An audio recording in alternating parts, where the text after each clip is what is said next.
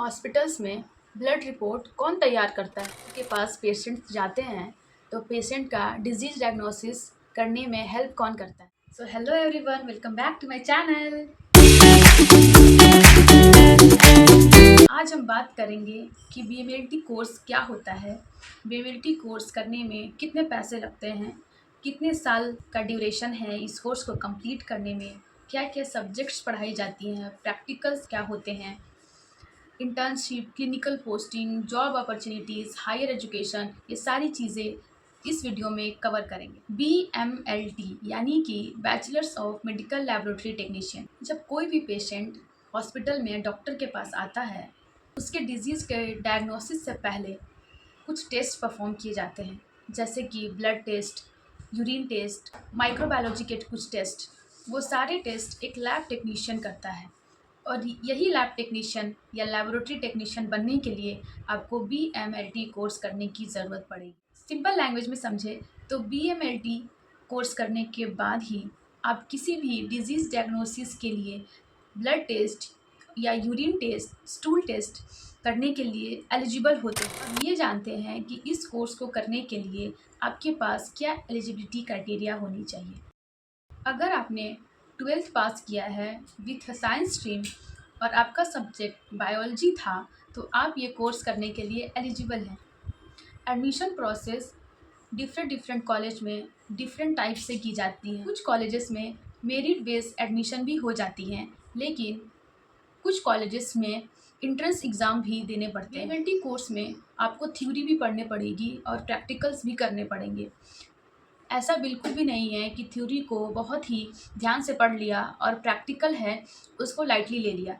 BMLT एक ऐसा course है जिसमें प्रैक्टिकल्स है वो एक बहुत ही बड़ा इम्पॉर्टेंट रोल प्ले करता है।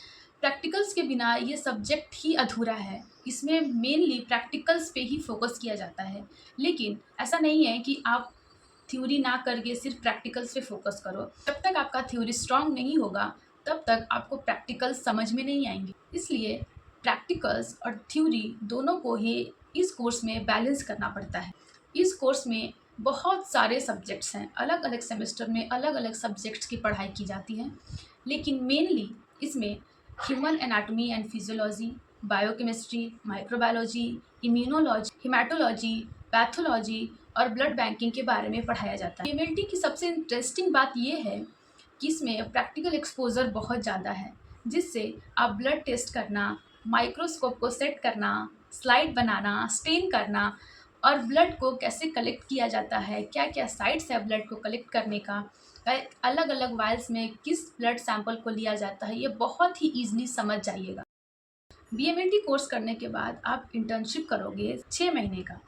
उसके बाद आप किसी भी प्राइवेट हॉस्पिटल्स में जा कर के आप जॉब है वो ले सकते हैं। कुछ सालों के एक्सपीरियंस के बाद आप खुद का डायग्नोस्टिक सेंटर भी खोल सकते हैं। ब्लड बैंक में भी आप काम कर सकते हैं। रिसर्च लैबोरेटरीज में आप ज्वाइन कर सकते हैं। गवर्नमेंट के द्वारा निकाली गई वैकेंसीज में आप फॉर्म भरने के लिए एलिजिबल हो जाते हैं। इसके बाद हायर स्टडीज़ भी कर सकते हैं, जैसे कि MMLT, masters in microbiology, masters in histopathology, masters in biochemistry etcetera. अब बात करते हैं सैलरी के बारे में। आपका BMLT ख़त्म होता है, यानी कि आप BMLT कोर्स कर लिए, आपका सेमेस्टर 6 ख़त्म हो गया, उसके बाद आप 6 से 7 महीने के इंटर्नशिप पे जाओगे। इंटर्नशिप ख़त्म होने के बाद अगर आप कहीं पे भी किसी भी प्राइवेट हॉस्पिटल में जॉब लेते हो एज अ फ्रेशर्स, तो वहाँ पे आपको सैलरी बहुत ही ज़्यादा अच्छी तो नहीं मिलेगी। स्टार्टिंग हो सकता है 15,000 से, which is not good, I know, लेकिन जैसे ही आपका एक्सपीरियंस बढ़ते जाएगा इस फील्ड में, आपकी सैलरी भी बढ़ते जाएगी। अगर आप एक्सपीरियंस लेते जाओगे तो आप गवर्नमेंट जॉब के लिए भी एलिजिबल हो जाओगे, क्योंकि बहुत सारी गवर्नमेंट जॉब्स हैं जो एक्सपीरियंस मांगती हैं, जैसे कि MCRE हो गया, NHM हो गया, ये जितने भी RRB हो गया, ये जितने भी एग्ज़ाम्स हैं वो एक्सपीरियंसेस मांगती हैं, जिसके लिए आपको 2-3 साल लैब में काम करना ही मैं खुद एक BMLT स्टूडेंट हूँ और मैं अभी इंटर्नशिप पीरियड में हूँ।